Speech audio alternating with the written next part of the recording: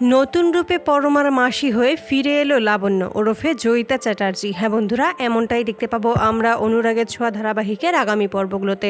নীলাদ্রি যখন একা একা ভাবে পরমা এখন বড় হয়েছে, পরমা যদি সত্যিটা জানতে পারে তখন কি করবে, ওর মা যদি জানতে পারে পরমা তার মেয়ে নয়, তখন ও তো পাগল হয়ে যাবে। আমি ওকে কিছুতেই এত বড় একটা আঘাত দিতে পারবো না, যেভাবেই হোক সমস্ত কিছুটা আড়ালেই রাখতে হবে। ঠিক সেই মুহূর্তে সবাইকে চমকে হাজির হয় লাবণ্য ওরফে জয়িতা চ্যাটার্জি। জয়িতাই হলো পরমার মাসি। নীলাদ্রিকে চিন্তিত দেখেই জয়িতা জিজ্ঞেস করে কি হয়েছে, তাকে এরকম আপসেট কেন লাগছে। নীলাদ্রি প্রথমে কিছু না বলতে চাইলেও জয়িতা জোর করে সমস্ত সত্যিটা বলার জন্য।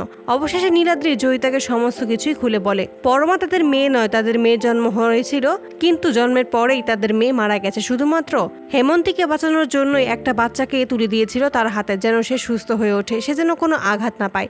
তবে এতগুলো বছর কেটে গেছে, এখন পরমা বড় হয়েছে।